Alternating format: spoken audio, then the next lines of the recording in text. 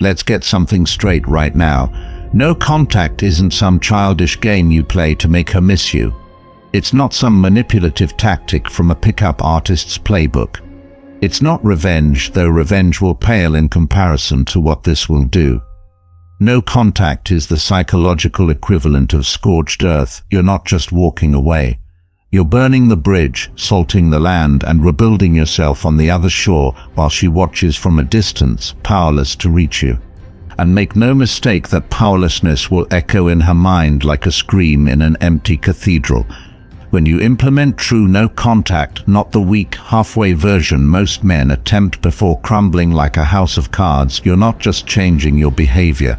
You're rewiring the entire dynamic between you.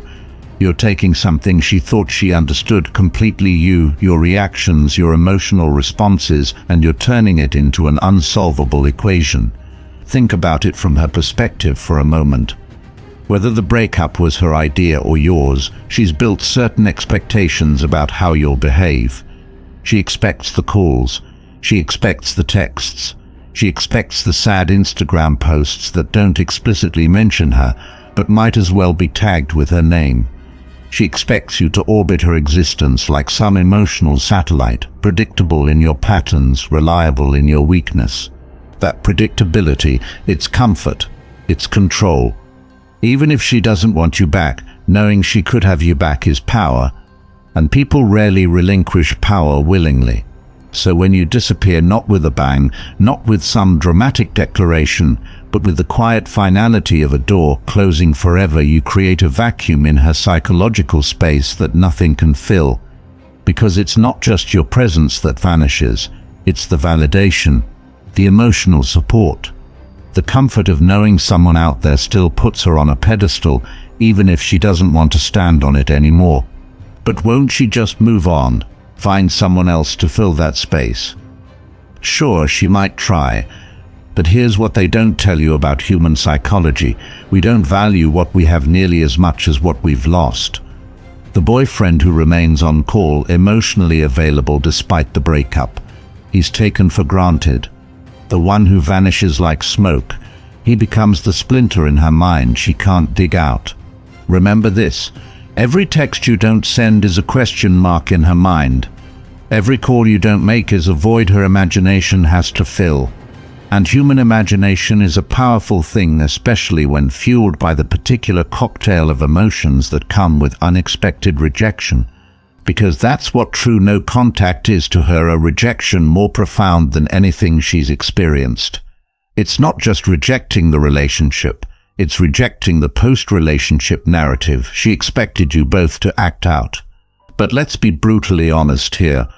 Most men who attempt no contact are doing it wrong. They're doing it halfway. They're doing it temporarily. And a half measure here isn't just ineffective, it's worse than doing nothing at all. Here's what fake no contact looks like. You ignore her messages for a few days. You mute her on social media, but check her profile when you're drunk at 1 a.m. You tell mutual friends to keep you updated on her life.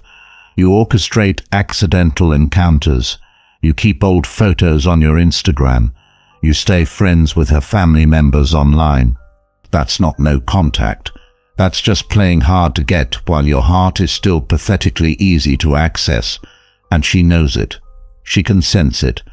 Women have an almost supernatural ability to detect when a man is still emotionally tethered to them, even when all outward signs suggest otherwise. Real no contact is a seismic shift in your reality. It's not just changing your behavior, it's changing your mindset. It's understanding at a bone-deep level that the person you were with effectively no longer exists.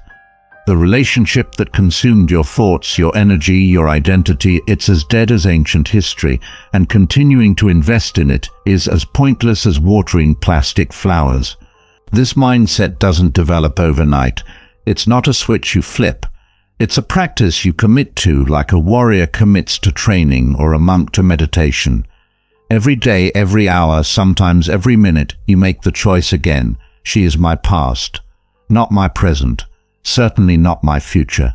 And here's the irony: the moment you truly accept this, the moment you genuinely move on mentally and emotionally, is precisely when no contact transforms from a strategy you're implementing into a natural state of being. It's no longer something you do, it's simply who you are now. A man who has closed that chapter so completely that reopening it would feel like reading a book in a language you no longer understand. But we're getting ahead of ourselves. Before no contact becomes your new normal, it's going to feel like anything but normal.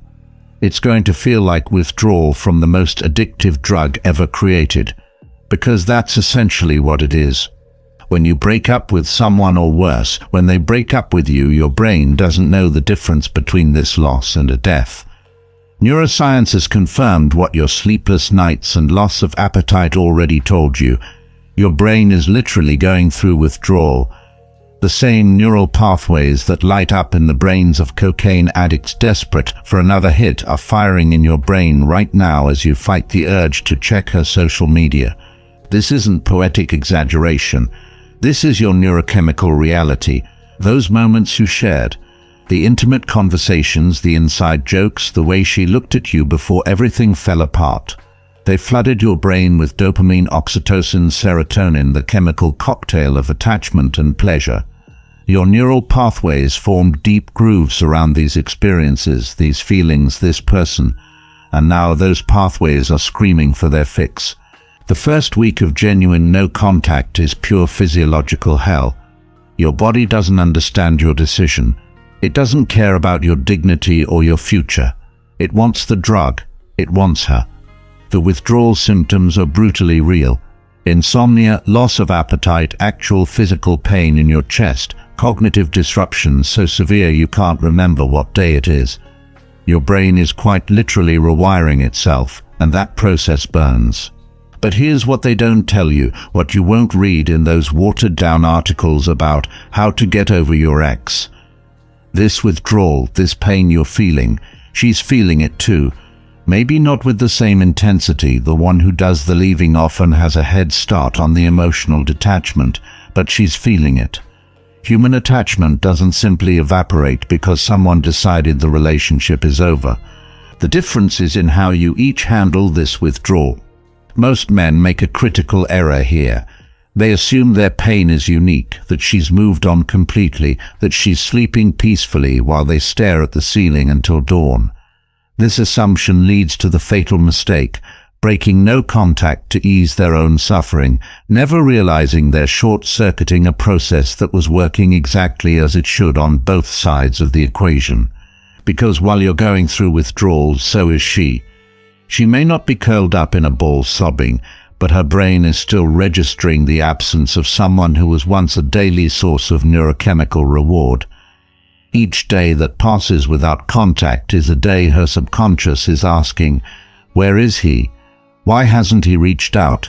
Why am I not getting the validation I expected? This is where the nightmare begins for her. Not in the dramatic, cinematic sense of the word. Not in the obvious, visible way your pain manifests. Her nightmare is subtle, psychological, almost imperceptible at first, but ultimately more profound because she never sees it coming. When you're in a relationship, particularly a long-term one, your identities become intertwined. You develop a shared language, shared memories, shared perspectives. You become, in many ways, a single psychological entity with two physical forms. The breakup severs this connection at a superficial level, but the deeper psychological entanglement remains. In the absence of continued contact, her mind begins to separate these entangled identities. But nature abhors a vacuum, and the space where you used to exist in her mental landscape doesn't simply disappear. Instead, it transforms. Without new data, without your texts, your calls, your predictable patterns of trying to maintain connection, her mind begins to construct a new version of you. A version uncontaminated by neediness, by desperation, by all the unattractive behaviors men typically display after a breakup. This is where no contact starts to become her worst nightmare, though she doesn't recognize it yet. Because the version of you her mind constructs in your absence almost always becomes idealized in ways the real you never could. She begins to remember the strength you showed in certain moments, not the weakness. The humor that made her fall for you, not the fights that drove her away. The version of you that exists in her mind begins to compete with the reality of her life without you. And reality, with its mundane disappointments and day-to-day frustrations, almost always suffers by comparison. Think about your own experience with loss, not just in relationships.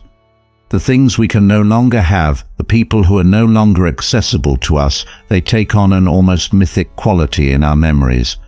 We forget their flaws. We magnify their virtues. We reconstruct them as we wish they had been, not as they actually were. Your ex is no different. Her psychology isn't immune to this fundamental human tendency, and no contact creates the perfect conditions for this idealization to occur. But it gets even more psychologically complex. While this idealization is happening at a subconscious level, something else is occurring in the conscious mind. She's facing a form of cognitive dissonance she didn't anticipate. If you were as forgettable as she might have implied during the breakup, why is your absence so noticeable? If the relationship was as flawed as she convinced herself, why does she keep remembering the good moments? If she's truly better off without you, why does part of her still expect to hear from you? And if she was as important to you as she believed, how are you able to go silent so completely? These questions create a psychological splinter. Small at first, barely noticeable amid the relief or vindication she might feel immediately after the breakup. But as days turn into weeks, as your silence becomes the new normal rather than a temporary reaction, that splinter works its way deeper. This is the true power of no contact, and why it's so much more than a manipulative dating strategy. It forces a radical reevaluation, not just of you, but of her entire perception of the relationship and its end.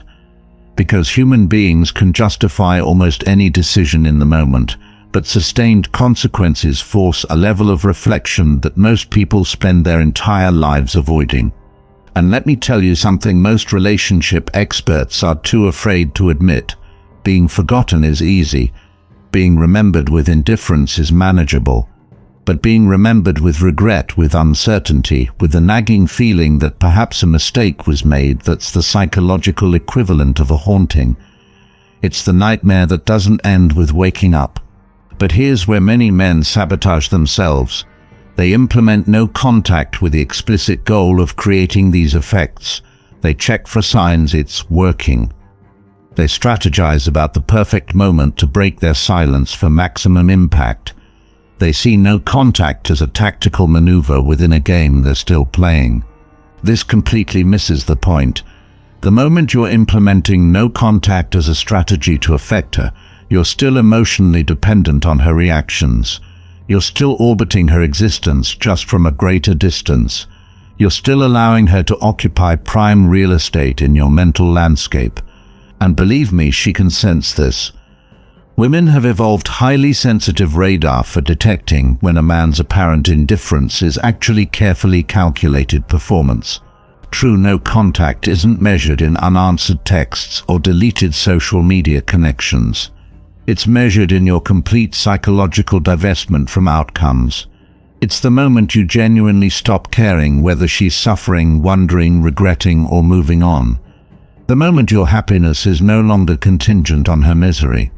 The moment your sense of justice no longer requires her to realize what she lost.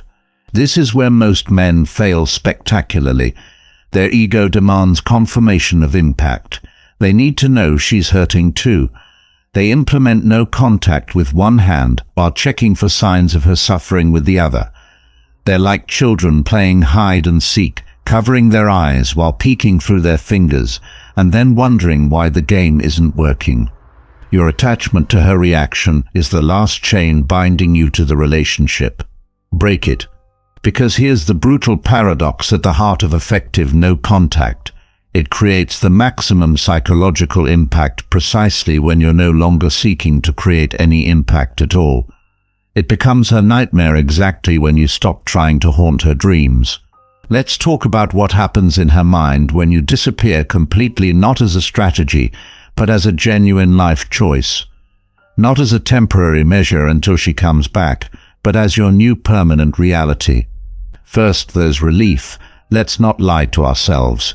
If she ended things, your disappearance initially feels like confirmation she made the right choice. No drama, no messy aftermath, no complicated navigation of post-relationship boundaries. Just blessed silence. She tells her friends how mature you're both being. She might even feel a touch of admiration for how you're handling things. This relief phase is where most men break. They sense her comfort with the situation and panic. It's not working, they tell themselves. She's happy I'm gone. So they reach out, they break the silence, they shatter the fragile psychological process that was just beginning. They pull the sword from the fire before the metal has even begun to transform. But if you hold strong, if you maintain no contact as a matter of self-respect, rather than strategy, this relief phase inevitably gives way to something more complicated. Remember, human beings are meaning-making machines. We cannot encounter an unexpected behavior pattern without trying to explain it, especially from someone whose patterns we thought we knew. Her mind begins to question your silence, not consciously at first, not directly, but the questions form nonetheless. Why isn't he trying to stay in my life? Was I less important to him than I believed? Has he really moved on this quickly? Is there someone else already? Was I wrong about how much he loved me? These questions wouldn't matter if she no longer cared about the answers. But that's not how human psychology works, especially not after significant emotional investment. We need our narratives to make sense. We need our understanding of our impact on others to remain stable. Your silence denies her this stability. It creates what psychologists call cognitive dissonance, the mental discomfort that occurs when a person holds contradictory beliefs or values. She believed you would stay emotionally attached even if the relationship ended. Your complete disappearance contradicts this belief. Something in her understanding has to shift to resolve this dissonance. Either she was wrong about your feelings, which challenges her perception of reality, or you've changed in ways she didn't anticipate, which suggests she's lost control of the narrative. Or the relationship meant something different than what she understood, which calls into question her judgment about the breakup itself. None of these realizations are comfortable. All of them shake her sense of certainty, not just about you, but about her own decisions, her own perceptions, her own place in the story she's been telling herself. This is where the nightmare quality truly emerges, not in loud, dramatic ways, but in the quiet moments when her mind wanders. In the split second before she checks her phone and realizes again that you haven't reached out. In the odd emptiness when something reminds her of you and there's no way to share that moment, no way to maintain even the most tenuous connection. The nightmare is the growing realization that your emotional world continues without her input, without her access, without her knowledge. For someone who once had near complete transparency into your thoughts, your feelings, your daily life, this informational void is profoundly disturbing. Think about the last time you lost access to something you were accustomed to monitoring. Maybe a social media platform went down for a day. Maybe your phone broke and you couldn't check your emails. Maybe a friend or family member traveled somewhere with no cell service. Remember that low-level anxiety, that sense of being cut off from information you're used to having. Now magnify that by the emotional intensity of a romantic relationship and extend it indefinitely. That's what she's experiencing. An information withdrawal that becomes more acute the longer it continues. The uncertainty compounds. Are you suffering? Are you thriving? Have you met someone new? Have you changed in fundamental ways? She has no way to know, and this absence of knowledge creates a psychological vacuum that her mind fills with increasingly elaborate scenarios. Here's where it gets even more interesting from a psychological perspective. Humans don't crave all information equally. We are particularly obsessed with information we believe we're entitled to, but are being denied.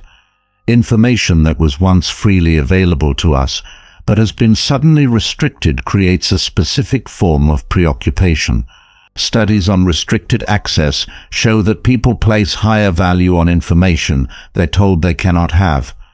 The same psychological principle applies to your ex when you implement true no contact.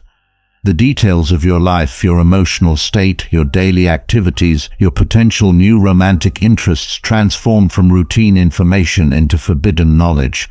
And forbidden knowledge occupies mental space in ways routine information never could. But the real nightmare isn't just about missing information. It's about what that missing information represents, the complete loss of influence. During the relationship, even during a difficult breakup, she maintained a level of influence over your emotional state. Her words could elevate or devastate you. Her approval or disapproval actually mattered. Her opinion shaped your decisions in both subtle and obvious ways. No contact strips her of this influence entirely. She says nothing and you don't hear it. She forms opinions that never reach you. She makes judgments that bounce back at her like echoes in an empty room. This stark irrelevance to someone who once structured part of their identity around their impact on you is a unique form of psychological disorientation. This is a particularly difficult adjustment for someone who initiated the breakup. In ending the relationship, she expected to dictate the terms of its conclusion, to define the narrative, to control the pace of detachment, to maintain whatever elements of connection she found comfortable while discarding the rest. Your complete withdrawal represents a radical rejection of these terms. Not with anger, not with argument, but with something far more powerful: indifference. You're no longer playing a game whose rules she helped write. You've left the table entirely, taking with you her sense of control over the situation. And that loss of control, it triggers something primal. We humans can adapt to almost any circumstance if we believe we have some agency in it. But sudden, complete powerlessness activates our deepest psychological alarm systems. Your silence transforms her from active participant to passive observer in a story where she expected to remain the co-author indefinitely. Think about what she actually wanted when the relationship ended. Not what she said she wanted, what she actually expected. In most cases, it wasn't your complete erasure from her life. It was freedom from the obligations of the relationship while maintaining the benefits of your emotional attachment. She wanted to redefine the terms while keeping you within reach physically, digitally, emotionally. The breakup was never meant to be a complete severance. It was a renegotiation of terms that would have kept you accessible but not demanding, present but not central, emotional but not entitled. Your sudden, complete withdrawal wasn't in the script she was following. And people become profoundly uncomfortable when others stop following the expected social script, especially when that deviation removes their perceived control over the situation. This creates what psychologists call an extinction burst, a temporary intensification of a previously rewarded behavior when that behavior stops producing rewards. It's why a child might throw an even bigger tantrum when parents stop giving in. It's why a gambler might bet even more recklessly when their luck turns. And it's why your ex might suddenly reach out after weeks of no contact, usually with something seemingly innocuous. Hey, just checking if you're okay. Found something that reminded me of you. Had a dream about you last night. Happy birthday, hope you're doing well. These messages seem innocent. They're not. They're extinction bursts, desperate attempts to verify that the previous reward system, her reaching out and you responding, still functions. They're tests to see if her influence remains intact. They're attempts to reassert control over a narrative that has slipped beyond her grasp. If you respond even casually, even coldly, you confirm that the mechanism still works. You demonstrate that she still has access, still has influence, still occupies space in your consciousness. You reset the very psychological process that was beginning to create profound change. But if you maintain silence even through these calculated tests, the nightmare deepens for her, because now she's confronting an uncomfortable truth. The version of you that was accessible to her emotional manipulations no longer exists. She's not just missing information about your life, she's missing access to a person she thought would always be available to her on some level, regardless of the relationship's official status. This realization creates a particular form of grief most people never fully articulate, mourning the loss of their own influence. It's not just that she misses you, though she might. It's that she misses who she was when she could affect you. She misses the version of herself that had certain powers, certain areas of influence, certain guaranteed responses. No contact forces her to confront an identity shift she wasn't prepared for. The role she played in your life, emotional center, priority, person with unique access and privilege, has been eliminated without her consent. And our self-concept is deeply tied to the roles we occupy in others' lives. This identity disruption is particularly acute for someone who defined part of their value through their impact on you. If she derived satisfaction, validation, or a sense of power from her ability to make you happy, angry, jealous, or motivated, the complete removal of this feedback mechanism is psychologically destabilizing. It's like a musician playing to an empty theater, unsure if the notes are even making sound anymore. But here's where the true psychological depth of no contact reveals itself. There's a concept in behavioral psychology called intermittent reinforcement that explains why gambling is so addictive. When rewards come at unpredictable intervals, the behavior seeking those rewards becomes more persistent than if the rewards came consistently or never at all. During and after most relationships, women maintain their influence through this exact mechanism.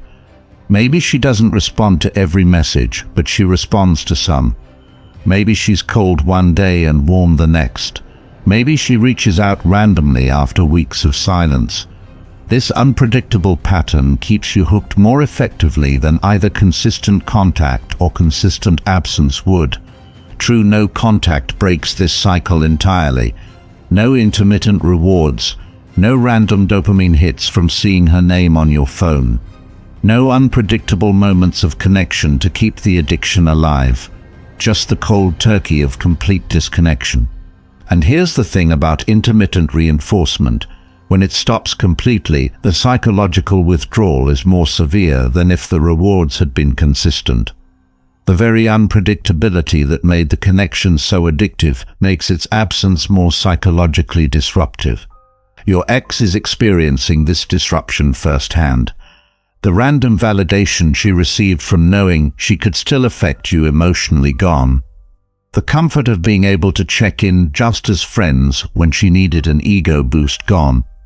The safety net of knowing you were still orbiting in her emotional solar system gone. This creates a psychological vertigo that intensifies rather than diminishes with time, because each day of silence isn't just another day without contact. It's another confirmation that the rules of the game have fundamentally changed. Another piece of evidence that the power dynamic she thought she understood has been completely inverted. And then there's the social dimension of this nightmare. In the age of constant digital connection, your complete absence becomes conspicuous not just to her, but to your shared social circle. Her friends can't report back on how much you're suffering because there's no information to relay. There are no sad social media posts for her to analyze with her girlfriends over wine. No mutual friends awkwardly reporting that you asked about her.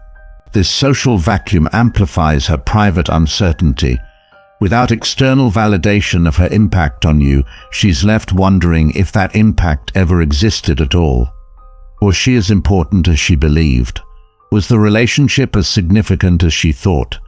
Her friends, lacking evidence of your distress, may even begin to question her narrative about the breakup, about your emotional investment, about the relationship itself. "He seems fine" might be the most devastating 3 words she can hear from a mutual friend. Not because she necessarily wants you to suffer, but because your apparent rapid recovery contradicts her understanding of her own importance. It suggests either her perception was wrong or you've changed in ways she can neither track nor influence. Either possibility undermines the story she's been telling herself, And few things are more psychologically unsettling than discovering the story you've been living might be built on false assumptions. This identity void only grows with time. In the immediate aftermath of a breakup, most people console themselves with certain comforting narratives. He'll never find someone like me. He'll realize what he lost eventually. Part of him will always love me.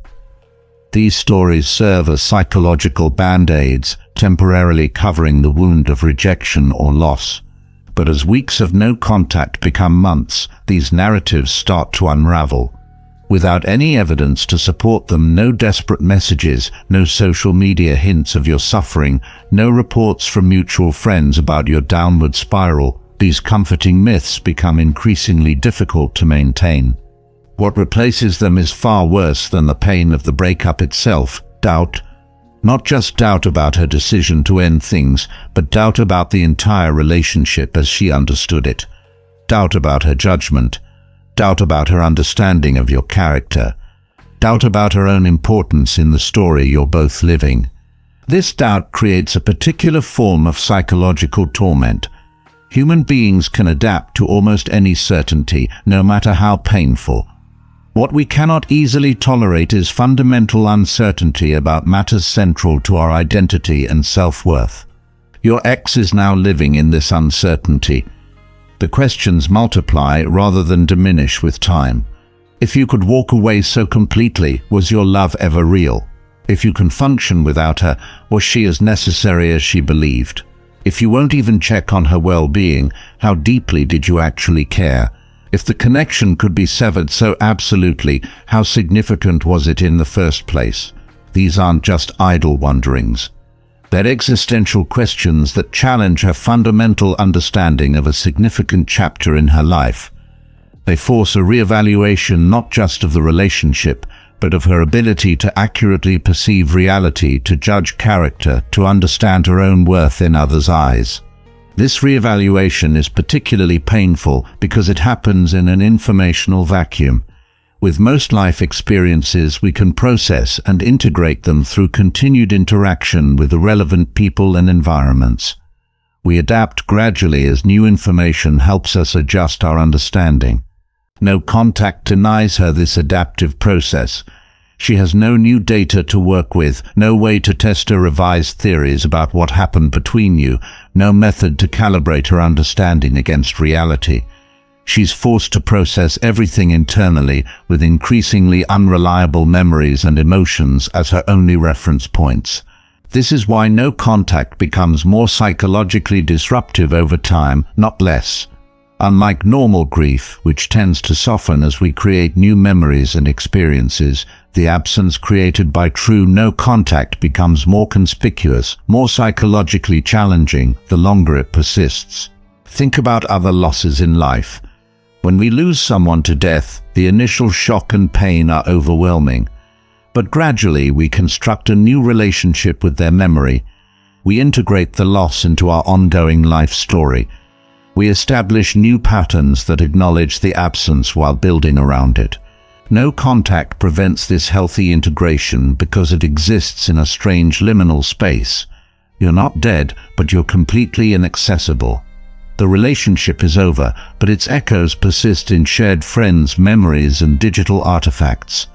There's no socially recognized ritual for processing this particular type of loss. No funeral, no symbolic closure, no community acknowledgement of the need to move on. She's left in an emotional purgatory of her own making, but one your silence makes impossible to escape. Because without any contact, she can't confirm that her new understanding of the relationship is any more accurate than her original perception. She's rewriting history without being able to fact-check any of her revisions. This uncertainty inevitably bleeds into her new relationships, whether she recognizes it or not. The questions your absence forced her to confront don't disappear when she meets someone new, they simply change form. If she misunderstood your feelings so completely, how can she trust her perception of this new person's interest? If a connection she thought was unbreakable could be severed so absolutely, what guarantees do these new bonds carry? If she couldn't inspire you to even maintain basic contact, What does that say about her fundamental lovability? These doubts create a foundation of insecurity that undermines her ability to fully invest in new connections. She may find herself unconsciously testing new partners, looking for reassurance that they won't disappear as completely as you did. She might become hypervigilant about signs of detachment, creating the very distance she fears through her anxiety about abandonment.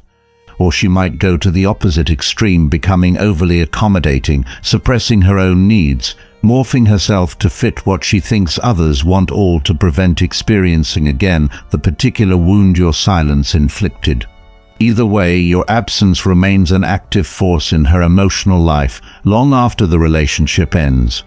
Not because you're reaching out, not because you're playing mind games, but precisely because you've removed yourself so completely that she's left to grapple with the ghost of what happened without any ability to exercise it through further interaction. And here's where it gets even more psychologically complex. As time passes, she doesn't just lose access to you, she loses access to the version of herself that existed in relation to you. The woman who was your girlfriend, your confidante, your partner, that identity fragment is frozen in amber, unable to evolve through continued interaction. This creates a strange form of partial identity death. Most relationships, even after they end, allow for some evolution of how we understand our role in them. Through limited contact, through mutual friends, through observing each other's lives from a distance, we gradually revise and update our understanding of what we were to each other. No contact prevents this natural evolution. Her understanding of who she was to you is permanently frozen at the moment of the last interaction. If that last exchange was the breakup itself, a moment often charged with anger, hurt, and deliberate emotional distancing, then that's the version of herself in relation to you that she's stuck with. This static self-image becomes increasingly uncomfortable as she herself changes and grows. We all need some continuity in how we understand ourselves, some thread that connects who we were to who we've become. No contact severs that thread with surgical precision, creating a before and after with no bridge between them. The psychological discomfort this creates is so profound that many people will do almost anything to avoid it. This is why so many exes reach out months or even years later with some transparent excuse. The infamous, "I found your sweatshirt" text isn't really about the sweatshirt. It's about establishing some continuity between past and present selves, some confirmation that the relationship actually happened the way she remembers it, some evidence that the person she was with you still exists in some form. By maintaining no contact even through these attempts, you deny her this psychological comfort. You force her to live with the uncertainty, the static self-image, the lack of resolution. You ensure that the questions your absence created remain permanently unanswered. This ongoing uncertainty becomes the true nightmare, not the pain of losing you, but the inability to ever fully process that loss. Not the breakup itself, but the perpetual state of incomplete emotional digestion it creates. Not your absence from her current life, but her inability to integrate your absence into a coherent understanding of her past, present, and future. This nightmare intensifies exponentially when she inevitably begins dating again.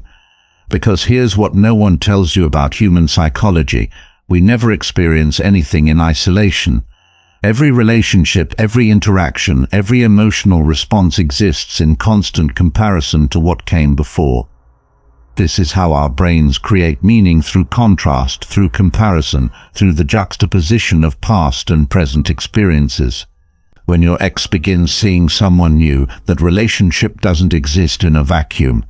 It exists in direct comparison to what she had with you. Each interaction with the new person triggers an automatic, often unconscious comparison to the corresponding experience with you.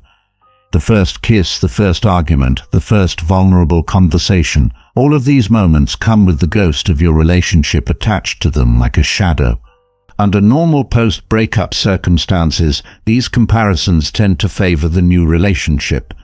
Our minds are biased toward present experiences, toward what's available, toward what's actively providing emotional rewards. The fading memory of an ex can rarely compete with the vivid reality of someone new, especially when that memory is contaminated by the negative emotions surrounding the breakup. But no contact creates a psychological anomaly in this natural process.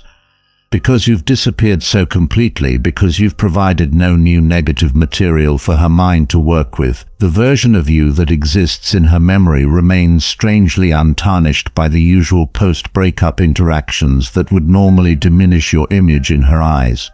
There are no pathetic late-night texts to remind her why she ended things. No awkward encounters where you seem diminished. No mutual friends reporting that you're still struggling to move on. Instead, there's just the increasingly idealized memory of who you were at your best, preserved like a perfect specimen in the amber of her mind.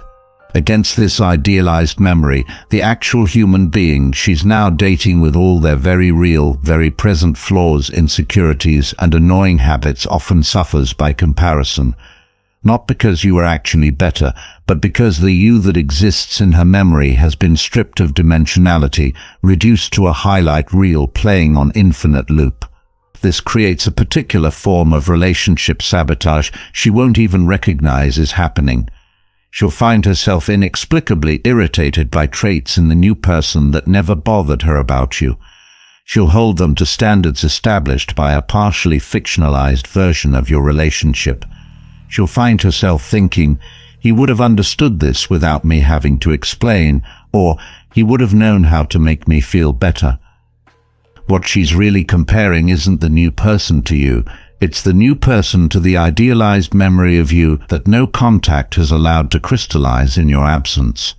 A memory unblemished by any new negative interactions. A memory her mind has quietly enhanced, amplifying the positives and softening the negatives in the way human memory inevitably does when left to operate without fresh corrective input. This comparative trap becomes even more psychologically torturous because she can't discuss it with anyone. How does she explain to friends that she's struggling to invest in this new, objectively wonderful person because they don't measure up to an ex she hasn't spoken to in months? How does she admit, even to herself, that the ghost of a relationship she ended still dictates her emotional responses to current experiences? So she keeps these thoughts private. She questions her own judgment. She wonders if something is wrong with her ability to connect, to move on, to recognize a good thing when it's right in front of her. What she doesn't realize is that the comparative mechanism in her mind is working with corrupted data, a version of you and your relationship that has been enhanced by absence, by memory bias, and by her mind's natural tendency to elevate what's been lost. This is where social media adds yet another layer to her psychological torment. In the age of digital connection, complete disappearance is both more possible and more conspicuous than ever before. Your absence from her feed, your lack of reaction to her posts, your missing profile among her followers all become visible markers of your absence from her life. But the true psychological torture comes from what she can still see. Perhaps you've maintained your social media presence, but simply removed her from it. Perhaps mutual friends still interact with both of you separately. Perhaps she creates alternate accounts just to glimpse fragments of your life continuing without her. These digital glimpses are worse than complete informational blackout. They provide just enough data to trigger her imagination, but not enough to satisfy her curiosity. She sees the smiling photos, but doesn't know if you're genuinely happy or just performing for social media. She notices you've changed your style, but doesn't know what prompted the transformation. She spots you at an event with someone unrecognized and has no way to determine if it's a date, a friend, or a random acquaintance. Each fragment becomes a Rorschach test onto which she projects her fears, her hopes, her unresolved emotions about the relationship. With no ability to verify her interpretations, these projections grow increasingly elaborate and emotionally charged. The uncertainty becomes its own form of relationship, a one-sided emotional investment in constructing narratives about your life with minimal factual foundation. This uncertainty extends beyond your current circumstances to rewrite even her understanding of the past. Memory isn't a perfect recording, it's a reconstruction that happens anew each time we access it. Without ongoing contact to correct and calibrate these reconstructions, her memories of the relationship become increasingly unreliable, increasingly influenced by her current emotional needs. If she's feeling regret, her mind will subtly enhance memories of the good times, minimize recollections of the problems, create a revisionist history where the breakup appears increasingly unnecessary. If she's seeking validation for ending things, her mind will do the opposite, amplify memories of conflicts, downplay moments of connection, construct a narrative that justifies her decision. Neither version is entirely accurate. Both are emotional fabrications created in the absence of any corrective input from ongoing interaction with you, and both leave her increasingly untethered from the reality of what actually transpired between you, floating in a psychological space where even her own memories can't be trusted. This memory distortion creates yet another layer of uncertainty. If she can't trust her recollection of the relationship, how can she trust the decisions she made based on those memories? If her mind is actively revising history depending on her current emotional state, what other aspects of her life is she misperceiving? The doubt spreads like a stain, contaminating not just her understanding of the relationship, but her confidence in her own perception, her own judgment, her own ability to accurately interpret her experiences. This is cognitive quicksand. The more she struggles to find solid ground, the deeper she sinks into uncertainty. And through it all, the one thing that could provide some clarity, some resolution, some correction to these increasingly distorted perceptions, direct contact with you, remains unavailable. Not temporarily unavailable, not circumstantially unavailable. Deliberately, permanently unavailable by your choice.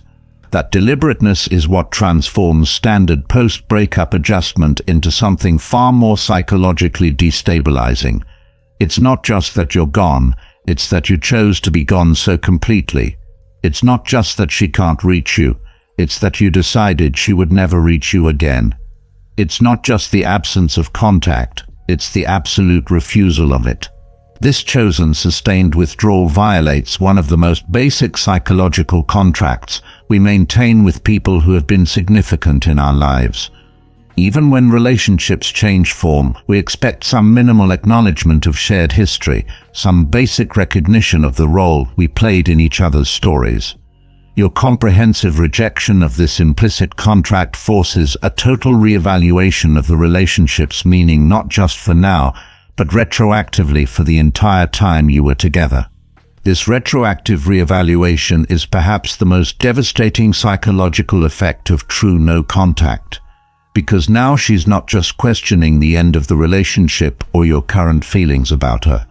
She's questioning everything, every memory, every moment she thought she understood, every time she believed she knew what was in your heart. If you could excise her from your life, this completely, this finally, this effectively, were you ever the person she thought she knew? Was the entire relationship a performance on your part? Was her understanding of your connection fundamentally flawed from the beginning? These aren't just idle questions. They're identity-shaking doubts that undermine her basic trust in her ability to perceive reality accurately. Think about what this means on a day-to-day level. Human beings navigate the world based on our ability to form reasonably accurate models of reality. We observe patterns, draw conclusions, make predictions, and act accordingly. When major aspects of these models prove wildly inaccurate, it doesn't just change our understanding of specific situations, it undermines our confidence in our basic cognitive processes. It's like discovering the map you've been using for years was actually depicting an entirely different territory than the one you thought you were navigating. Now every landmark becomes suspect. Every direction feels potentially wrong. Every decision is contaminated with new doubt. This is the psychological quicksand your ex now finds herself in. If she was this wrong about you, about your feelings, your character, your capacity for complete detachment, what else is she wrong about? What other relationships in her life might be based on similarly flawed perceptions?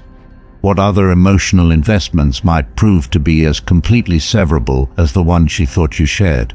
The doubt spreads beyond your relationship into her entire social world. Friends she thought would take her side might maintain connections with you. Family members who welcomed you might express unexpected neutrality about the breakup. The social fabric she expected to provide unambiguous support suddenly reveals complex loyalties and perspectives she hadn't anticipated. Each of these small betrayals of expectation compounds the fundamental uncertainty your silence has created. Each becomes additional evidence that her understanding of her social world, not just her romantic connection with you, was built on shaky perceptual ground. And then there's the special torment that comes with watching you possibly thrive in her absence. I say possibly because in truth she has no reliable information about your actual emotional state. But without evidence of your suffering, her mind naturally assumes the worst from her perspective, that you're doing fine, better than fine, that you're actually improved by her absence. This perception, whether accurate or not, creates a private humiliation unlike anything else in human experience. To believe that someone is not just surviving without you, but potentially flourishing after you've invested months or years assuming your presence in their life was significant, valuable, even necessary, is to confront a narcissistic wound so profound most people will do almost anything to avoid facing it directly. This is why she might create elaborate explanations for your silence that protect her self-image. You're putting on a brave face but secretly devastated.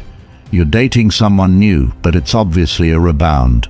You've blocked her everywhere because you can't handle seeing her move on. You're numbing your pain with work, with drinking, with shallow distractions.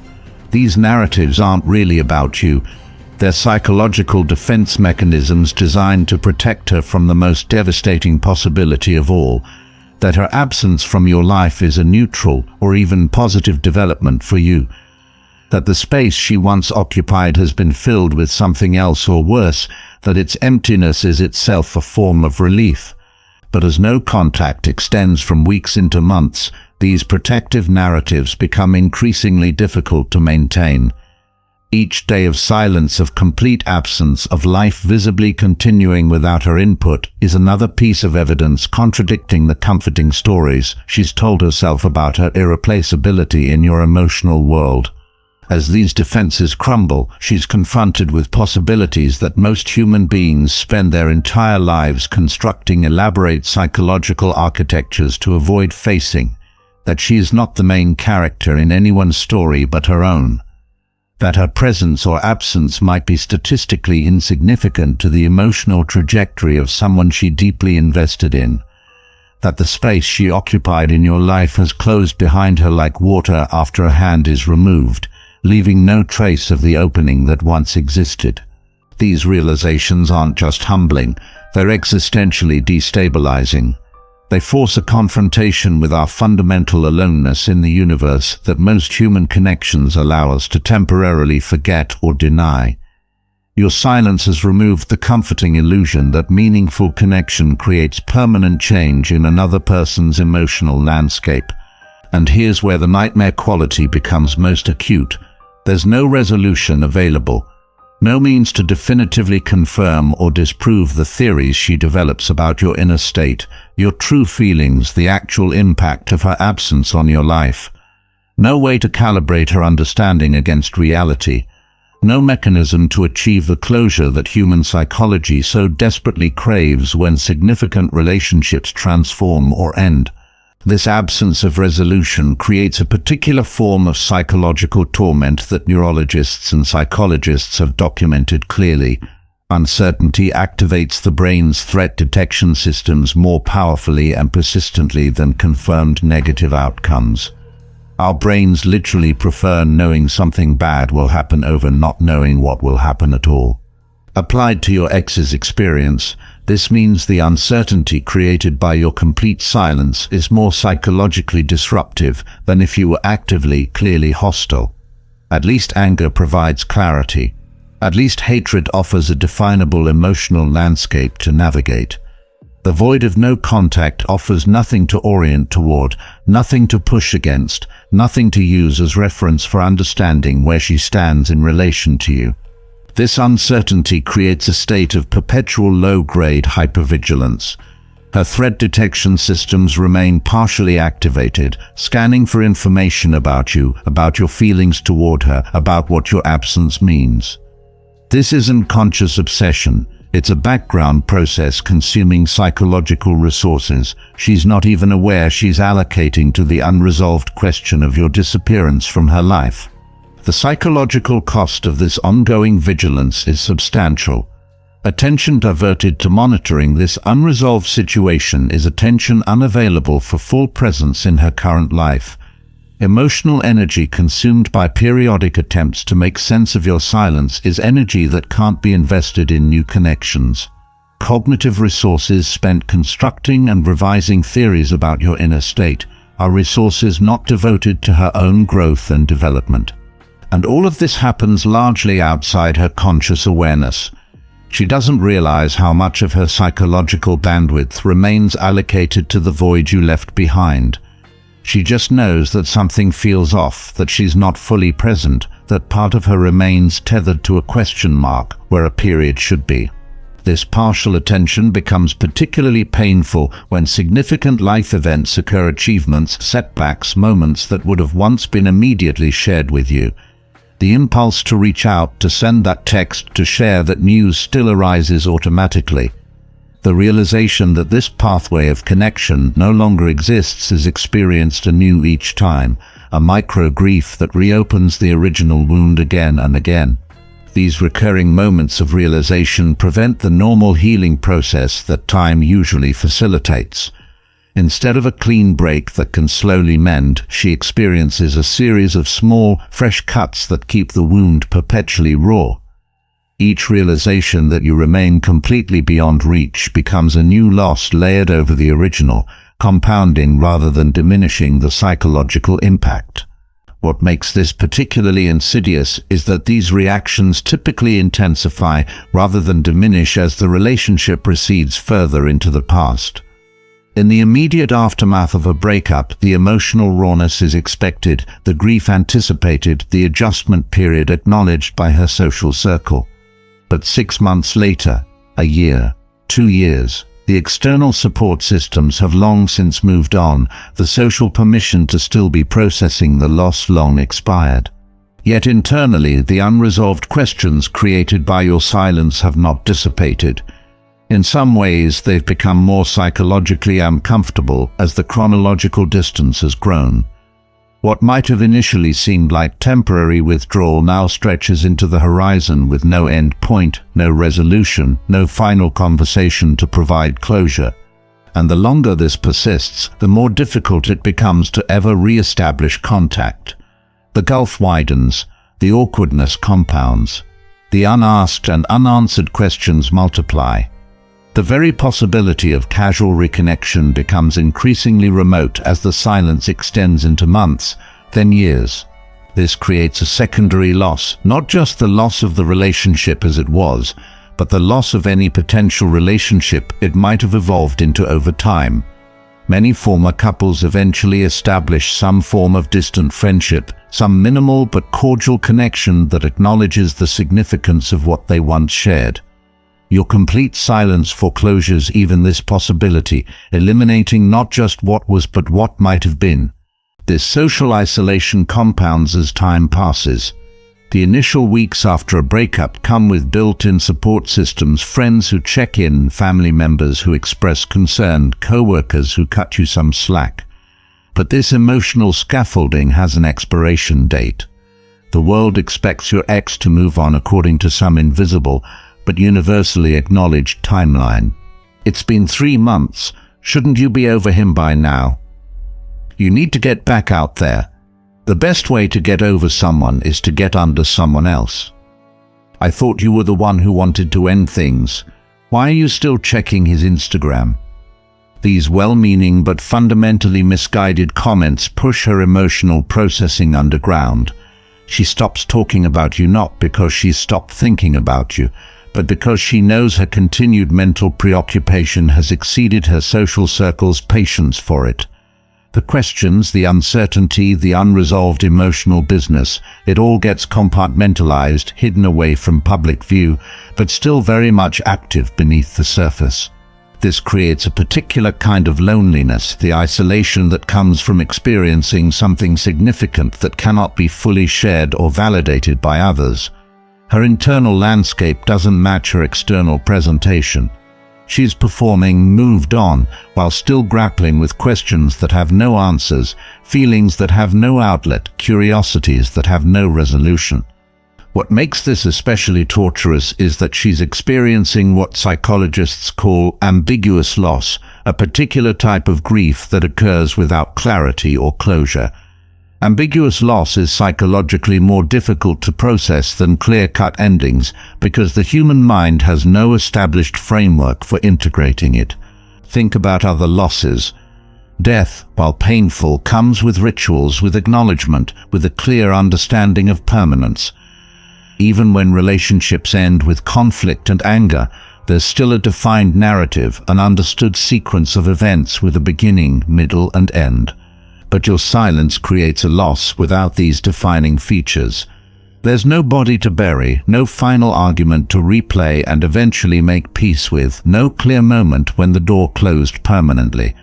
Just a gradually dawning realization that what once existed no longer does, with no accompanying explanation for why or how or when exactly the transformation occurred. This ambiguity prevents the normal grief process from unfurling as it should. The classic stages: denial, anger, bargaining, depression, acceptance require some basic understanding of what's being grieved. Your silence denies her even this fundamental clarity, keeping her cycling through partial versions of these stages without the ability to progress naturally through them. The calendar becomes a special form of torture in this limbo state. Every significant date, birthdays, holidays, the anniversary of your first date, the anniversary of the breakup itself, becomes a psychological landmine. These temporal markers force recognition of the passage of time, while simultaneously highlighting how little emotional resolution that time has actually brought. Each of these milestone days presents a decision matrix with no good options. Reach out and risk being ignored, confirming her irrelevance to your current life. Don't reach out and wonder forever what might have happened if she had. Either way, the date doesn't pass unnoticed. Either way, the unresolved questions resurface with renewed intensity. These cyclical reminders prevent the natural diminishing of emotional intensity that time usually provides. Instead of a gradual fading, she experiences periodic acute resurgences of the original uncertainty, keeping the psychological wound fresh long after it should have begun to scar over. The holiday season becomes particularly brutal. Beyond the specific dates you shared, there's the general cultural emphasis on connection, on love, on being with the people who matter most. The contrast between this ambient messaging and the reality of your complete absence creates a discordance that's almost physically painful. Social media amplifies this effect exponentially. The carefully curated highlights of others' romantic lives provide a constant backdrop of apparent connection against which her experience of unexplained severance appears increasingly abnormal. The question shifts from, "Why did he disappear so completely?" to, "Why am I still affected by his disappearance when everyone else seems to move through relationships with some basic continuity, some fundamental respect for shared history?" This comparison creates shame on top of the uncertainty, shame that she hasn't gotten over it according to the arbitrary timeline her culture, her friends, and her own expectations have set. Shame that whatever happened between you still occupies mental and emotional space. Shame that your absence can still trigger emotional responses long after such responses should have faded into neutral indifference. This shame drives her processing even further underground. Now she's not just hiding her continued questions and uncertainty from others, she's trying to hide them from herself. She begins to gaslight herself about her own emotional responses, dismissing them as inappropriate, unnecessary, excessive. She becomes her own invalidator, her own critic, her own source of judgment about feelings she can neither control nor fully understand. The psychological term for this is emotional invalidation, and it's typically discussed in terms of how others dismiss or reject our emotional realities. What's less frequently acknowledged is how we learn to do this to ourselves, how external messages about what we should feel become internalized until we're waging war against our own authentic emotional responses. Your ex is now caught in this internal war. Part of her knows that the lack of resolution is still affecting her. Part of her is deeply ashamed of that fact. These two aspects of herself are in constant conflict, creating a state of perpetual internal dissonance that drains her psychological resources and disrupts her sense of self-coherence. This dissonance particularly affects her ability to be authentic in new relationships. Having never fully processed what happened with you, she brings unresolved questions and fears into each new connection. But because she's ashamed of still being affected by something in the past, she hides these lingering sensitivities from new partners. This creates a catch-22. She can't fully process the experience without external validation of its impact, but she can't seek that validation without appearing hung up on the past. She can't bring her complete, authentic self to new relationships while parts of her are still engaged in making sense of the unexplained void you left. But she can't fully disengage from that meaning-making process without some resolution that your silence permanently denies. The result is a fractured presence in her current life.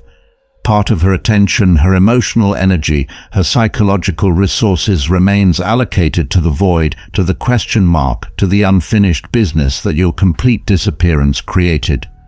This partial presence becomes her new normal, not fully in the past, not fully in the present, suspended between completion and continuation without the ability to fully claim either state.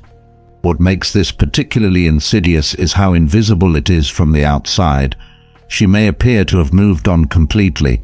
She may be dating, advancing in her career, posting happy social media updates, engaging in all the external behaviors that signal successful transition to a post-you existence. The continued inner preoccupation with understanding what happened leaves no visible markers for others to recognize. This gap between inner experience and outer appearance creates another layer of isolation. Her reality doesn't match her presentation. Her lingering questions have no socially acceptable outlet. Her intermittent emotional responses to reminders of you have no context in which they can be safely expressed. She's living a divided existence, appearing whole while feeling fragmented. And all of this, the ambiguous loss, the cyclical reminders, the shame spirals, the self-invalidation, the fractured presence, the gap between appearance and reality stems from one simple fact. You disappeared so completely that you took with you any possibility of resolution. Not because you died, not because circumstances made contact impossible, but because you chose absolute severance as a response to the end of the romantic aspect of your connection. The power of this choice cannot be overstated. In removing yourself so completely, you didn't just end a relationship. You created an ongoing psychological process that continues to unfold in your absence.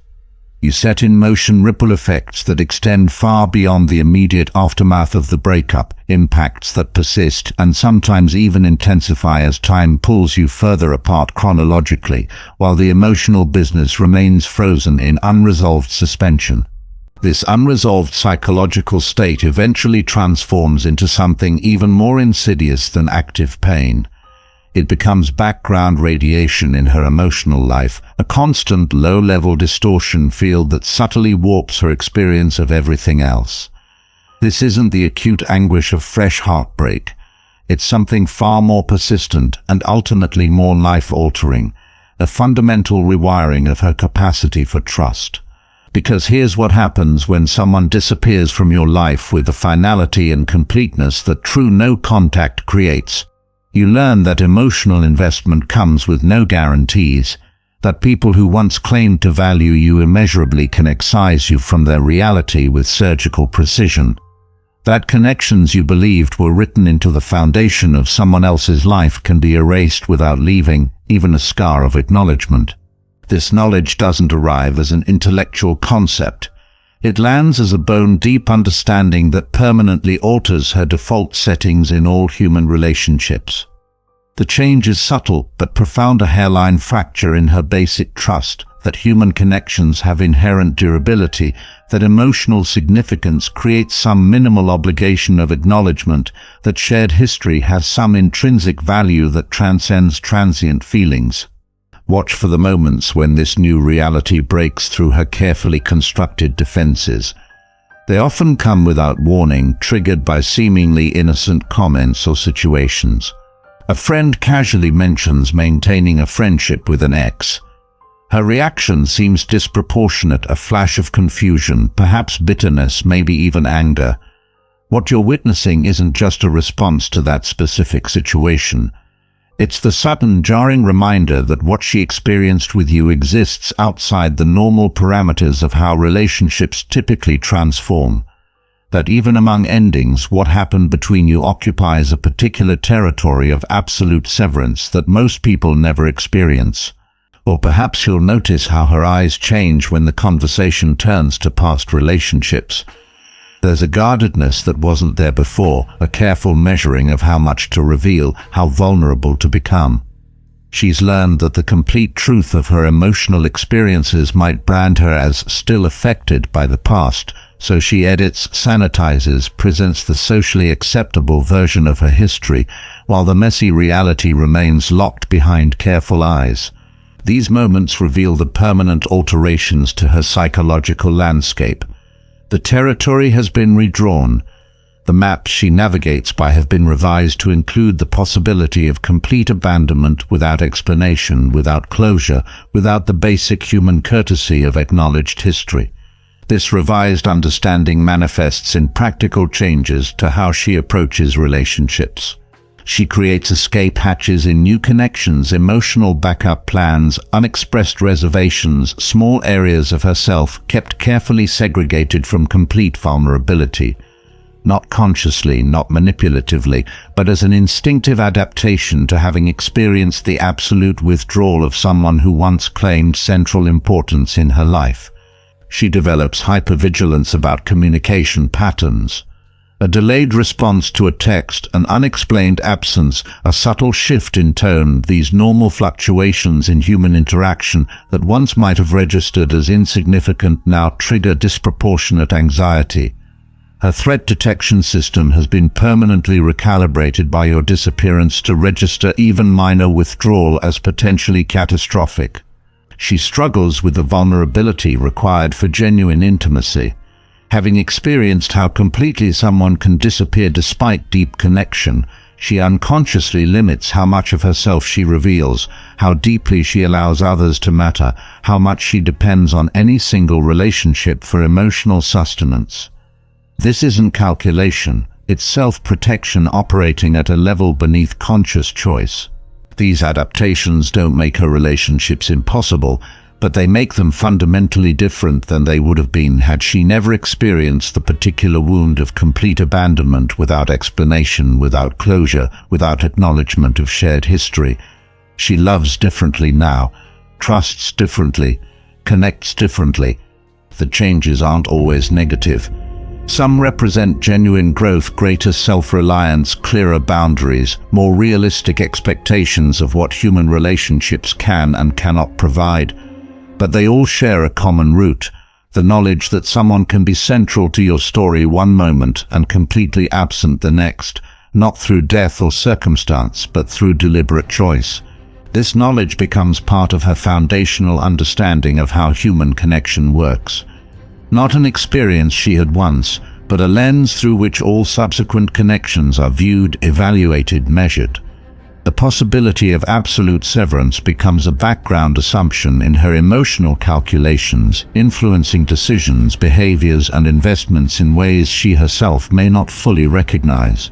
And here we arrive at the most paradoxical aspect of no-contact psychological impact, the way it ultimately empowers the very person who implemented it.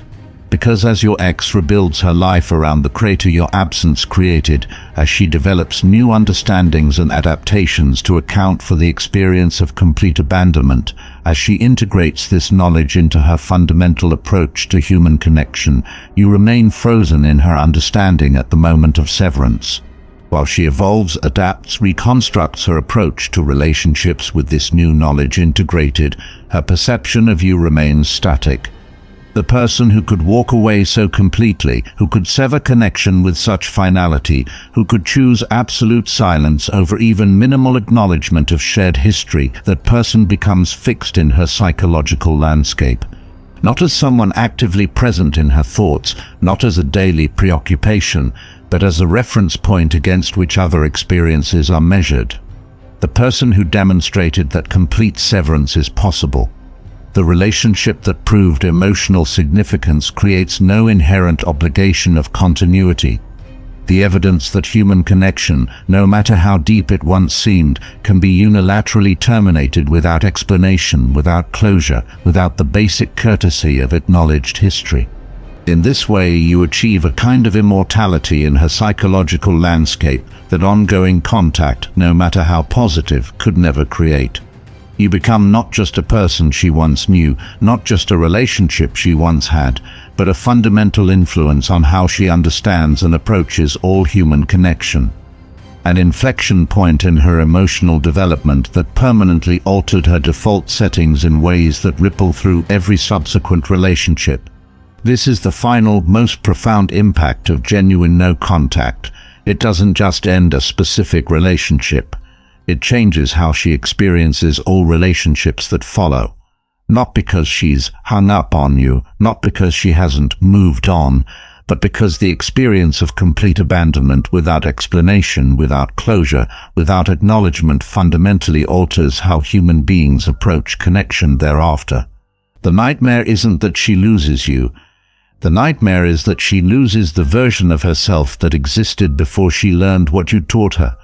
That significance creates no obligation, that history creates no bond, that connection, no matter how deep, creates no enduring acknowledgement of shared humanity. This lesson once learned cannot be unlearned. It becomes part of the emotional operating system, influencing future connections in ways both subtle and profound. Not a wound that heals completely, but an adaptation that permanently alters how she moves through the world of human relationship. And in this transformation lies the true power of no contact.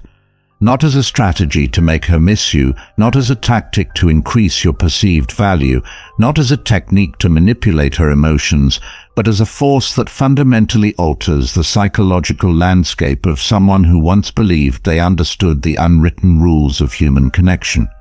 This is why no contact implemented with genuine commitment to your own complete psychological divestment creates an impact far beyond temporary emotional distress.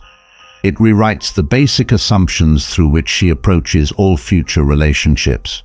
It changes not just how she feels about you, but how she understands human connection itself. The nightmare isn't the pain. The nightmare isn't the loss. The nightmare isn't even the uncertainty. The nightmare is the permanent rewiring of her fundamental trust in the durability of human connection, in the meaning of shared history, in the basic expectation that emotional significance creates some minimal obligation of acknowledgement. This fundamental rewiring manifests in countless small moments that might seem unrelated to you, but trace directly back to the void your silence created. Watch for them, these aftershocks of your disappearance echoing through her life months, even years after you implemented true no contact. She develops an almost obsessive need for clarity in communication. Where once she might have been comfortable with ambiguity, with reading between the lines, with giving the benefit of the doubt, she now seeks explicit confirmation of intentions, feelings, expectations. This isn't neediness, it's adaptation to having once trusted implied understanding only to discover how completely wrong her interpretations could be. Her friendships change in subtle but significant ways. She begins to value consistency above intensity, reliability above passion, proven loyalty above new excitement. Again, this isn't calculation, it's unconscious prioritization of the qualities that directly counter what your disappearance revealed about the fragility of human connection. She's building a fortress of predictability around her heart, brick by reliable brick. She develops strange new triggers. A certain song, a particular phrase, specific locations, these seemingly random elements can suddenly catapult her back into the emotional turbulence your disappearance created. Not because she's actively thinking of you, but because these stimuli access neural pathways formed during the unresolved processing of your unexplained absence. The brain remembers what the conscious mind tries to forget. Her relationship to technology transforms. The devices that once represented connection, opportunity, excitement now carry an undertone of threat. Each notification brings a microsecond of fight or flight activation before the conscious mind processes who it's from.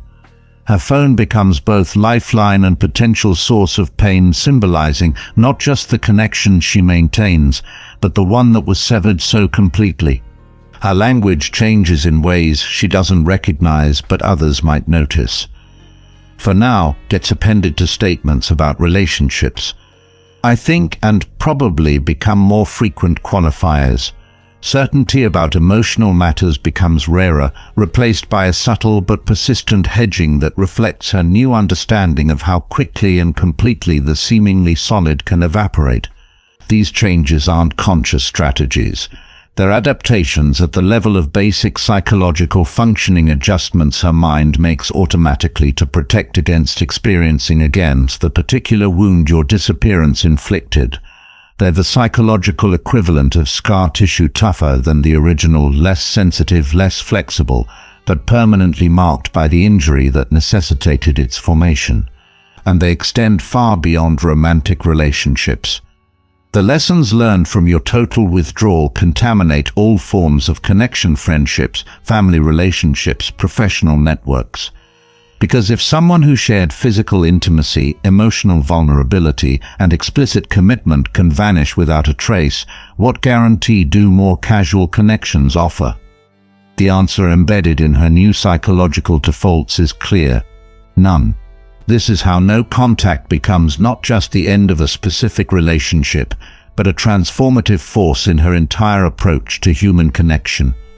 The same way a significant physical injury might permanently alter how someone moves through the world with new awareness of vulnerability, new protective mechanisms, new caution in formerly carefree activities, your absence creates permanent alterations in how she navigates emotional terrain. The most profound of these alterations is what psychologists call ambivalent attachment, a specific pattern in which genuine desire for connection exists alongside equally powerful fear of its loss. This isn't the same as simply being guarded or cautious. It's a deep internal conflict between yearning for intimacy and terror of abandonment that creates a perpetual approach avoidance dance in relationships. Watch for its manifestations. The pulling away just as connections deepen. The testing behaviors that seem designed to provoke reassurance. The simultaneous fear of both engulfment and abandonment that makes consistent emotional proximity nearly impossible to maintain.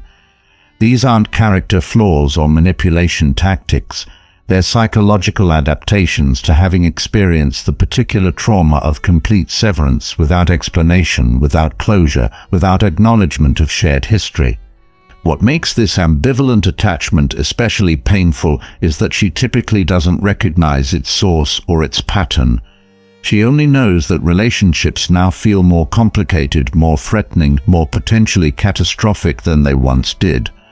The direct line from your disappearance to these new difficulties remains largely unconscious, buried beneath layers of rationalization, beneath the socially acceptable narrative that she's moved on and over it. But the body keeps the score. The nervous system remembers what the conscious mind denies. The physiological responses to potential abandonment, the elevated heart rate, the stress hormones, the subtle activation of fight or flight mechanisms occur beneath conscious awareness, triggering protection behaviors that seem irrational or disproportionate without the context of previous abandonment trauma. This creates a particularly cruel paradox.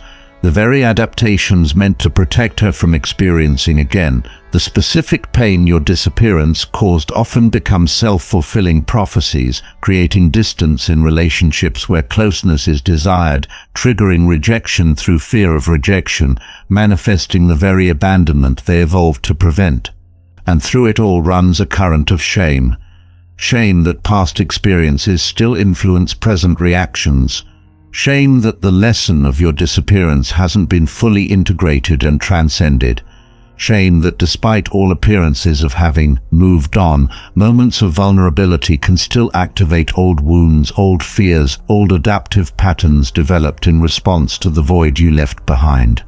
This shame compounds the original trauma. Now she's not just navigating the altered landscape of trust your disappearance created. She's judging herself for being affected at all, for not having gotten over it with the clean finality the culture of closure demands. She becomes her own harshest critic, her own most consistent invalidator, her own source of judgment about emotional responses she neither chose nor can fully control. The real nightmare isn't just what your absence took from her. It's what it added, a layer of self-doubt, self-judgment, and self-criticism that contaminates even the natural healing process that might eventually restore her full capacity for trust, for vulnerability, for uncomplicated connection. Because here's what rarely gets acknowledged about significant emotional wounds. They don't just create pain. They create new patterns of self-relation, new internal dialogues, new ways of judging and evaluating our own emotional responses. Your disappearance didn't just remove you from her life. It installed a new voice in her head that questions her judgment, doubts her perceptions, challenges her right to feel affected by experiences that undeniably shaped her.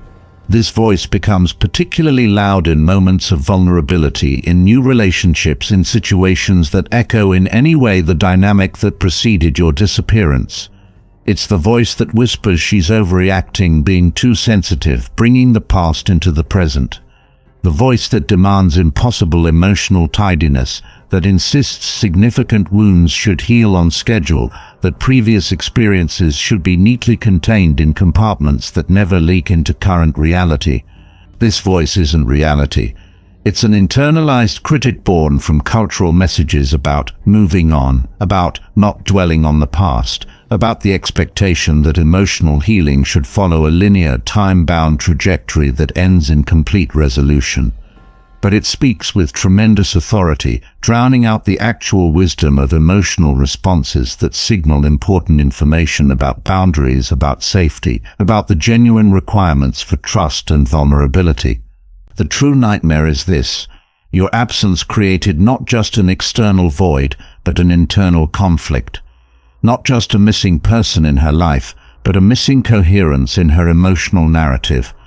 Not just the loss of a relationship, but the loss of trust in her own perceptions, judgments, and legitimate emotional needs. And through it all, the one thing that might provide some resolution, some calibration, some opportunity to update the frozen narrative, direct contact with you, remains permanently unavailable.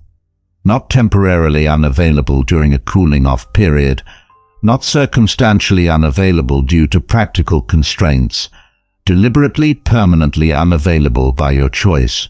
This is the psychological equivalent of having a conversation permanently interrupted mid-sentence, of reading a book with the final chapter torn out, of watching a film that cuts to black before the resolution.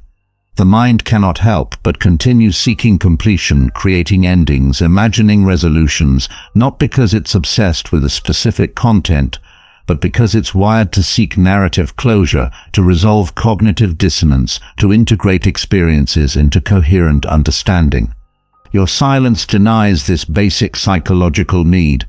It creates a story without an ending, a question without an answer, a wound without a defined edge. And in this ambiguity lies the true nightmare, not the pain itself, which would eventually heal if cleanly inflicted, but the perpetual irresolution that keeps the wound in a state of suspended animation, neither fully open nor completely healed. This perpetual irresolution eventually drives most people to attempt the only form of closure available to them in the absence of your participation, reaching out themselves. This isn't weakness or obsession or inability to let go.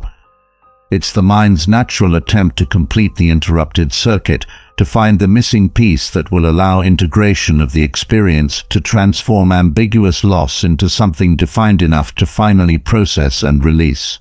When this moment comes, when she finally breaks the silence from her side, it represents something far more significant than merely wanting to reconnect. It's her psyche's desperate attempt to reclaim agency in a narrative where your unilateral withdrawal stripped her of any active role.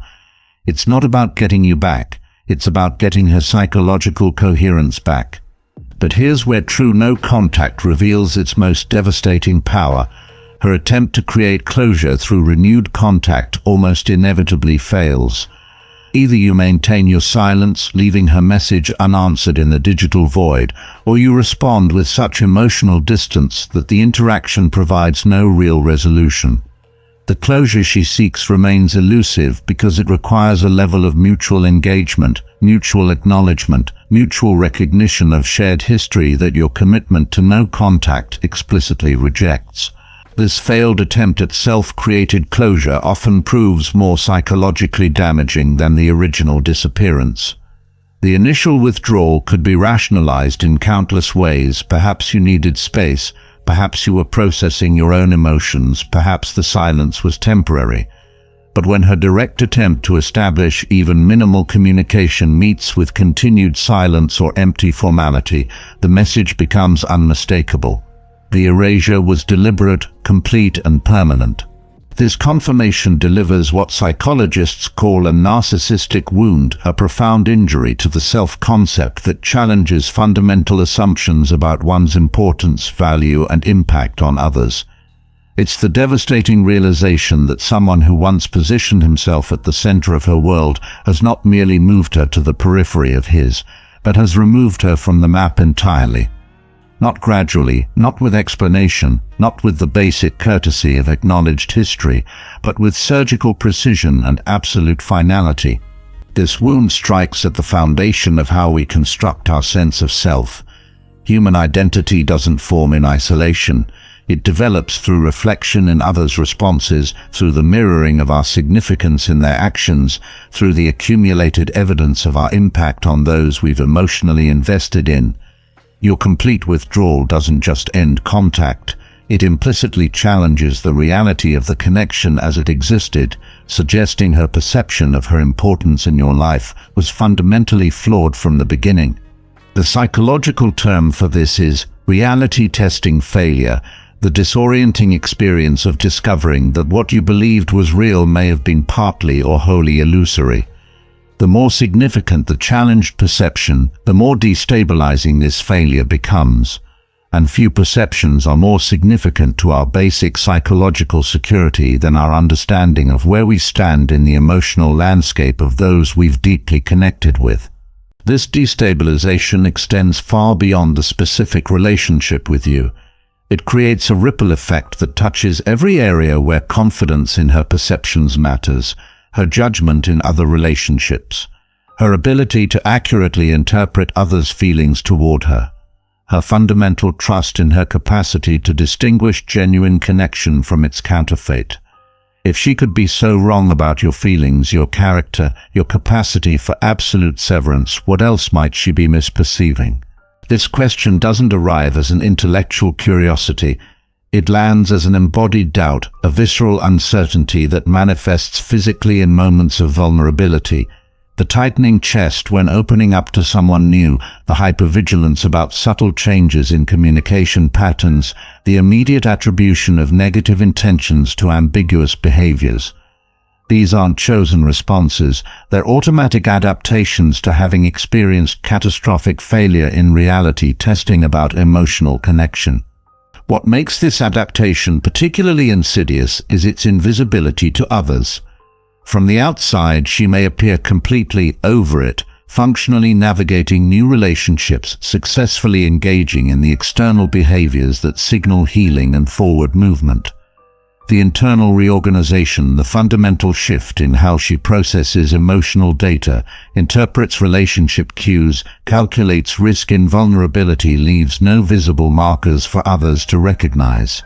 This creates perhaps the loneliest aspect of the post-no contact psychological landscape, the gap between inner experience and outer perception. She lives with an altered operating system that no one else can see, navigating relationships with a set of heightened threat detection protocols that appear from the outside as unwarranted suspicion, excessive caution, or inability to fully commit. The very adaptations developed to protect against experiencing again the specific wound your disappearance inflicted become sources of new disconnection, new misunderstanding, new isolation. The cruel irony is that these protective adaptations often create self-fulfilling prophecies, manufacturing the very rejection they evolved to detect and avoid. Hypervigilance gets misinterpreted as distrust. Caution is perceived as emotional unavailability. The need for explicit reassurance where once implicit understanding sufficed creates tension in relationships where none would otherwise exist. This dynamic creates another layer of shame, not just the original shame of still being affected by the past, but new shame about how these adaptations impact current relationships. She finds herself caught in an impossible double bind. The very mechanisms that feel necessary for emotional safety create obstacles to the connection she genuinely desires. But dismantling these protections triggers primal fear of experiencing again the specific destabilization your disappearance created. And through it all runs the most persistent question, the one that wakes her at 3 years after you've disappeared from her life. What did it mean? Not just what did the relationship mean, but what does its ending, its absolute, complete severance without explanation, without closure, without the basic courtesy of acknowledged history, reveal about human connection more broadly? Because no contact in its purest form doesn't just end a specific relationship. It challenges fundamental assumptions about what relationships are, about what emotional investment creates, about what human beings owe each other when paths that once converged ultimately diverge. It forces a confrontation with possibilities most people spend their entire lives constructing elaborate psychological defenses to avoid facing. That significance creates no inherent obligation. That intimacy establishes no enduring claim. That shared history guarantees no minimal acknowledgement. That emotional investment offers no protection against complete erasure. These aren't intellectual concepts, but lived realizations that fundamentally alter how she approaches all human connection thereafter. Not because she consciously chooses new beliefs, but because her psychological system has directly experienced evidence that the previous operating assumptions about relationship were fundamentally flawed. This is the true nightmare that no contact creates, not the loss of a specific person, but the loss of basic trust in the durability of human connection itself. Not the absence of a particular relationship, but the permanent alteration of how all relationships are experienced, interpreted, and navigated. Not the wound of rejection, but the fundamental rewiring of the psychological system that processes, integrates, and makes meaning from emotional experience. The paradox of this nightmare is that it eventually, inevitably, gives birth to a new kind of freedom. Not immediately, not easily, not without passing through psychological territory so dark and disorienting that many never speak of it openly. But the human spirit contains an indomitable resilience that ultimately refuses to remain permanently suspended in irresolution, in ambiguity, in the purgatory of unanswered questions. When all attempts at understanding, at closure, at making sense of your complete withdrawal have been exhausted, when every possible narrative has been constructed and deconstructed, when every explanation has been explored and abandoned, when every effort to extract meaning from your silence has failed, something remarkable happens. Not with a bang, but with a whisper, not as sudden epiphany, but as gradual awakening. She stops trying. This surrender isn't defeat. It's transcendence. It's the psychological equivalent of the moment a drowning person stops thrashing and discovers they can float. The moment the effort to understand what cannot be understood, to resolve what remains deliberately unresolved, to find meaning in what may have been meaningless all along finally ceases. In this surrender comes the first taste of genuine liberation from the nightmare your silence created. Not because the questions are answered, but because they finally lose their power to torment. Not because the uncertainty is resolved, but because she stops requiring resolution to move forward. Not because the ambiguity clarifies, but because she learns to exist within it without being consumed by it. This liberation often arrives through a profound shift in perspective that therapy rarely facilitates and self-help books never mention. The recognition that some chapters of our lives exist not to provide happiness or even growth, but simply to shatter illusions that would have limited us indefinitely had they remained intact. The illusion of control over others' feelings and choices. The illusion of certainty in matters of the heart. The illusion that emotional investment creates enduring obligation. The illusion that shared history guarantees continued acknowledgement. The illusion that love, no matter how genuine, ensures any particular outcome. These aren't minor misconceptions.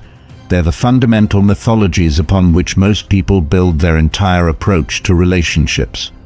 Their shattering isn't pleasant, it's profoundly disorienting, temporarily debilitating, existentially challenging. But their dissolution, however painful, removes the blinders that keep most people engaging with projections rather than reality, with fantasies rather than truth, with wishful thinking rather than the actual nature of human connection. This awakening carries an unexpected gift: radical self-reliance. Not the fragile independence that needs constant demonstration, not the defensive self-sufficiency born of fear, but the quiet knowledge that she has survived what once seemed unsurvivable. She has navigated what appeared unnavigatable. She has integrated what felt unintegratable. And in doing so, she has discovered capacities within herself that might have remained dormant had your disappearance not activated them. The ability to self-validate when external validation is withdrawn. The strength to make meaning when conventional closure is denied. The courage to continue investing in connection even after experiencing its most complete betrayal. This isn't your typical growth from pain narrative. It's not about becoming stronger through suffering or finding the silver lining in emotional devastation. It's about a fundamental recalibration of how she experiences herself in relation to others, a shift from seeking stability through external anchoring to finding it in her own deepened relationship with uncertainty, impermanence, and the inherently uncontrollable nature of human connection. In this recalibration, something unexpected occurs. The nightmare begins to lose its grip. Not because the experience of your disappearance becomes less significant, but because its significance transforms from torment to teaching. Not because the questions finally find answers, but because she discovers that life continues, expands, and even flourishes in the presence of unanswered questions. Not because the wound disappears, but because it integrates into the larger landscape of her being without dominating it. This integration creates a woman fundamentally different from the one who first encountered the void of your silence. Not better or worse, those judgments have no place in genuine psychological understanding, but altered in ways that reach beyond the specific relationship into the very foundation of how she engages with all human connection thereafter. She becomes simultaneously more careful and more courageous in how she invests emotionally, more selective in who receives her vulnerability, but more authentic in its expression when she chooses to offer it. More attuned to subtle warning signs, but less controlled by fear of potential abandonment. More realistic about what relationships can provide, but more appreciative of genuine connection when it manifests. These aren't minor adjustments. They represent a complete rewiring of her relationship operating system, a transformation that wouldn't have occurred without the catastrophic failure your disappearance initiated. Not the kind of growth that comes from gentle stretching, but the kind that follows complete breakdown and rebuilding. Not evolution, but revolution in her fundamental approach to human connection. And here emerges the final, most profound irony of no contact's impact. In its pure, complete form, it eventually accomplishes precisely the opposite of what most people implement it for. Rather than keeping you central in her emotional landscape, it ultimately renders you irrelevant. Not through forgetting, but through complete integration of the experience. Not through denial, but through such thorough processing that the event loses its power to disrupt or define. This isn't indifference, it's transcendence. The difference is crucial. Indifference pretends lack of impact.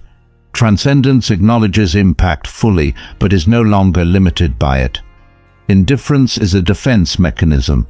Transcendence is its opposite, the capacity to remain open despite knowing the full extent of potential loss. When this transcendence occurs, when the nightmare finally transforms into simply one chapter in a much larger story, when your absence becomes merely one fact among many rather than the defining reality around which everything else orbits, she experiences a liberation so complete it defies description to anyone who hasn't lived through similar territory. This liberation often coincides with a profound recognition that the person she became through integrating the experience of your complete withdrawal is someone she values more than the person she was before encountering it. Not because suffering is ennobling, not because pain is somehow redemptive, but because the dismantling of illusions, however brutal the process, ultimately allows for a relationship with reality that's both more accurate and more alive than one built on comforting, but fundamentally unstable myths about human connection. In this recognition, the final piece of the nightmare dissolves, because even the most devastating experiences lose their power to torment when they become recognized as necessary components of becoming who we most authentically are. Not immediately, not easily, not without traversing psychological terrain so challenging that many spend lifetimes avoiding it, but inevitably for those with the courage to fully process rather than partially suppress the experience. The woman who emerges from this complete integration isn't healed in the conventional sense. She doesn't return to some mythical pre-wound state where trust comes easily and vulnerability carries no shadow awareness of its potential cost.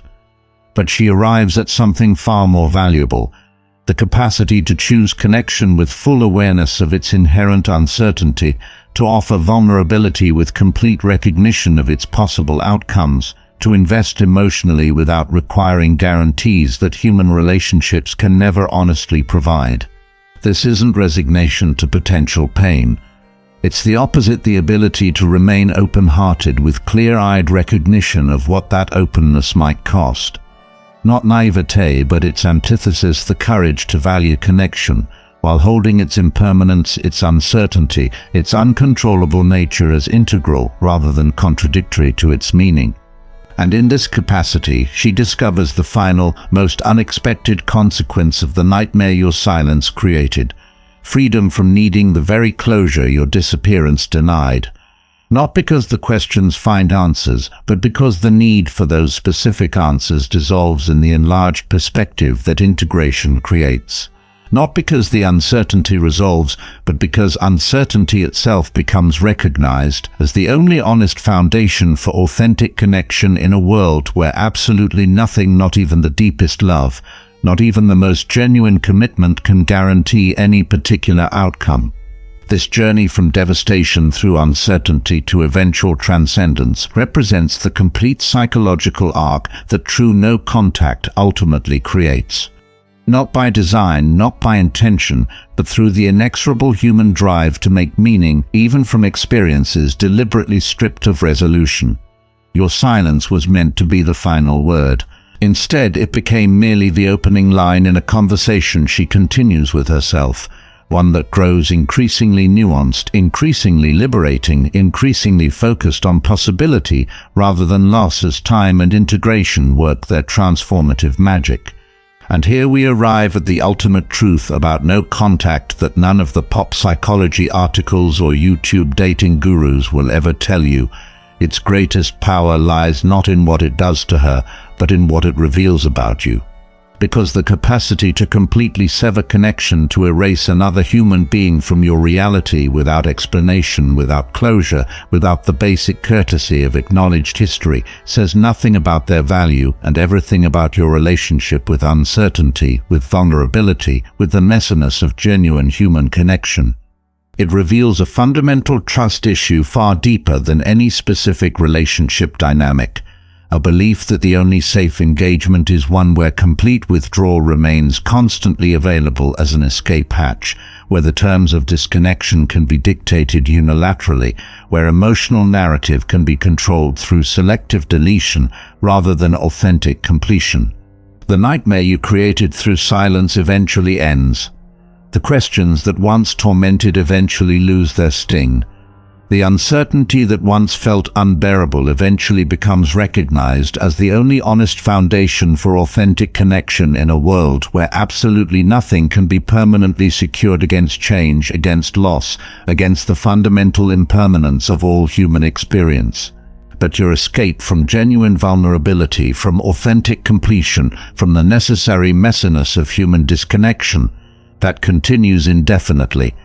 The pattern of severance rather than resolution, of deletion rather than integration, of control rather than courage, that repeats across relationships until the underlying fear of true vulnerability is finally faced. So while she ultimately transcends the specific wound your disappearance inflicted, you remain trapped in the pattern that necessitated such complete withdrawal in the first place. While she eventually discovers liberation through surrendering the need for the very closure your silence denied, you continue seeking security through mechanisms of control that paradoxically create the very emotional danger they're designed to protect against.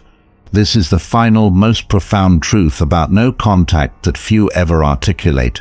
When implemented from fear rather than growth, from avoidance rather than completion, from control rather than courage, it ultimately imprisons the very person who thought it would set them free. The silence that was meant to be her nightmare becomes your cage. She eventually awakens. The question that remains unanswered is, will you?